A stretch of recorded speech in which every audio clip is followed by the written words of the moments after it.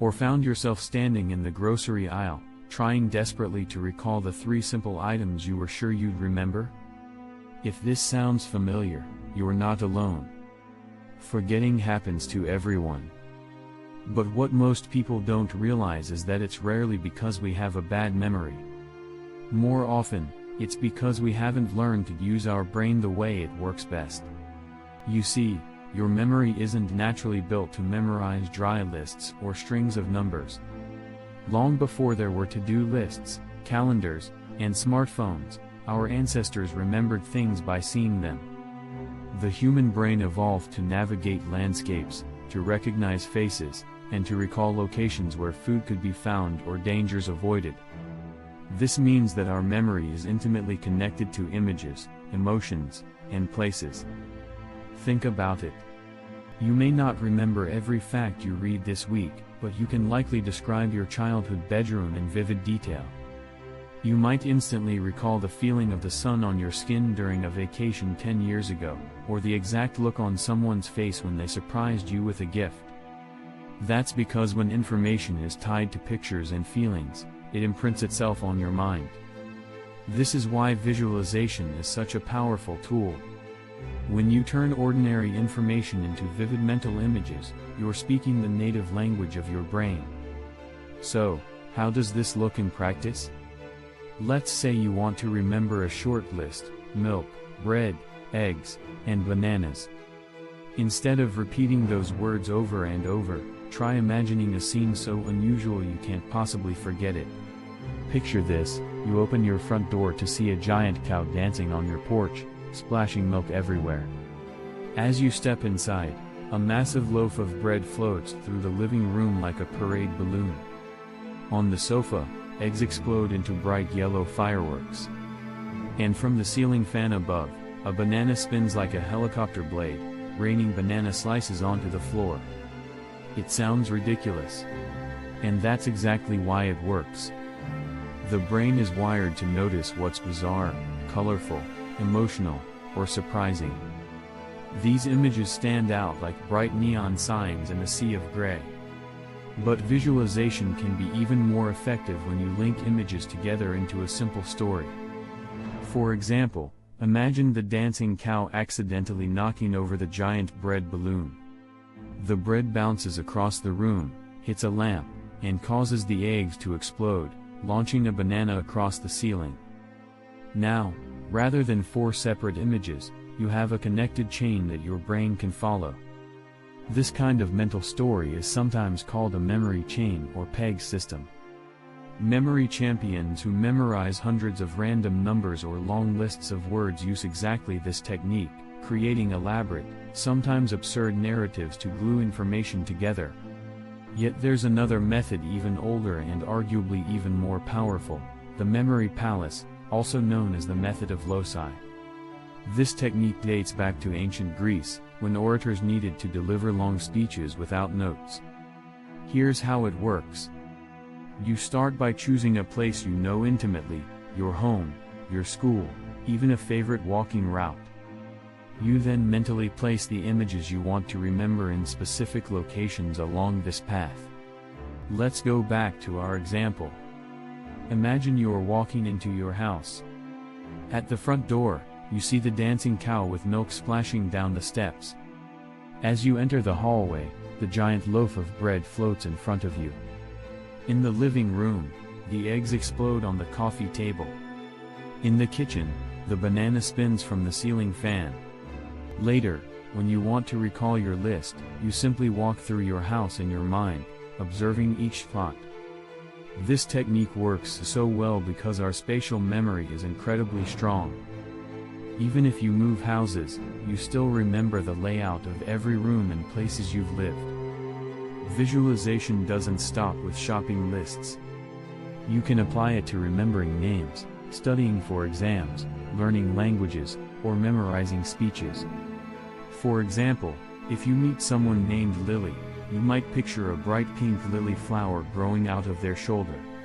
If you're learning the Spanish word perro, dog, you could imagine a dog wearing a superhero cape with a big letter P. The more personal you make these images, the more easily your brain will retain them. Generic pictures don't stick nearly as well as ones tied to emotion, humor, or familiarity. If you want to remember a date, visualize something meaningful happening on that day, a loved one blowing out candles, or fireworks exploding behind a giant calendar. It's also helpful to make your images multisensory. Don't just see the banana spinning on the ceiling fan. Hear it whirring. Smell the sweet banana scent. Feel the mushy slices landing on your head. The more senses you involve, the richer the memory becomes. Some people worry that they can't visualize. But you don't need to see every detail perfectly in your mind's eye. Even a rough mental picture is enough. You might sense the idea of an image more than you see it, and that still works. Over time, as you practice, your mental pictures will become clearer. You might wonder, does this take more time than simply repeating information? At first, yes, creating images and stories can feel slower than rote memorization. But in the long run, you save time because you recall information faster and forget it less often. It's like building a sturdy bridge rather than throwing a rope across a river. Visualization is also fun. It turns memory into a creative exercise. Instead of dreading the effort to remember, you start to enjoy the process. You feel engaged, and your brain rewards you with better recall.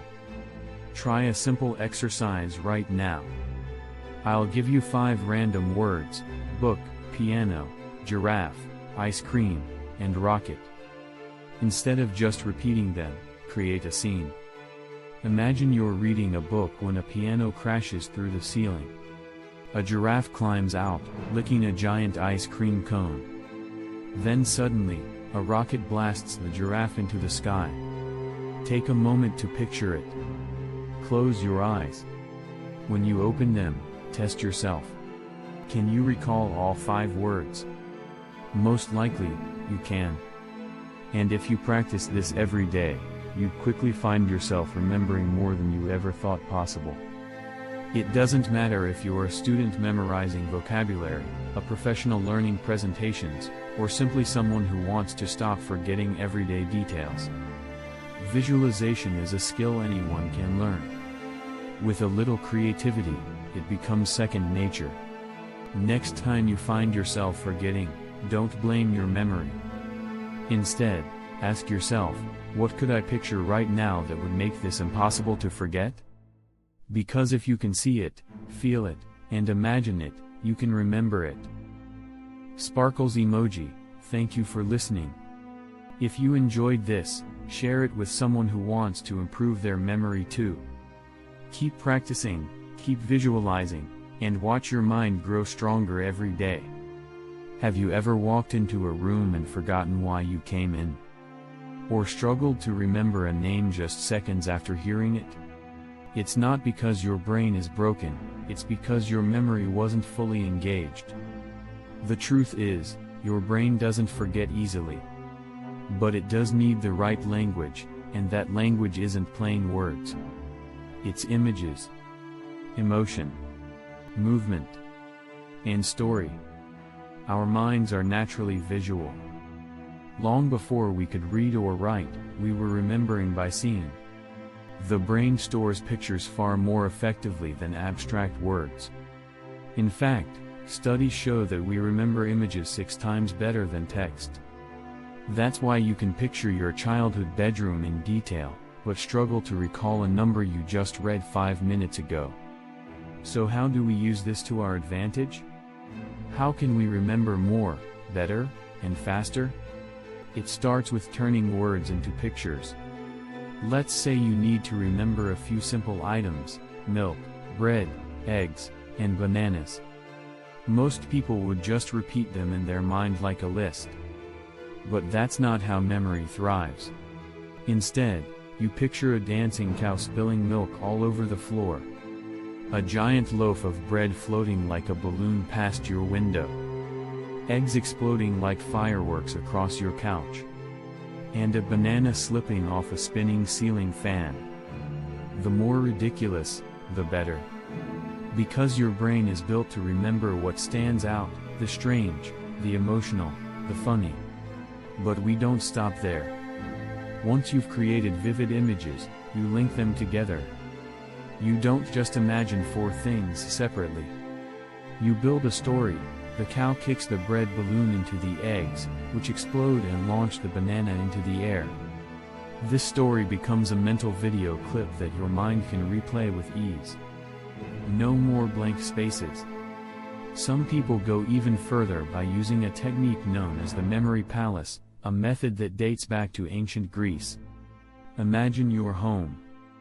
The front door, the hallway, your living room. You assign each spot a vivid image from the list you're trying to remember. The milk cow waits at the door. The exploding eggs are on the sofa. The banana is tangled in the lamp. Then, when you want to recall the list, you just walk through the space in your mind and the images appear. It works because your memory loves locations. Our ancestors needed to remember where the food was, where danger lurked, and how to get home. Memory and space are deeply connected. Of course, the images you use should be personal. The more they mean to you, the stronger they stick.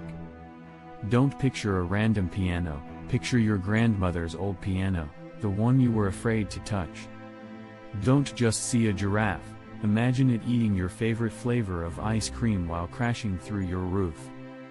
The more vivid, emotional, and absurd the image, the better your brain will remember it. This isn't just a party trick. Visualization is used by memory champions who can memorize hundreds of numbers, names, or cards in minutes.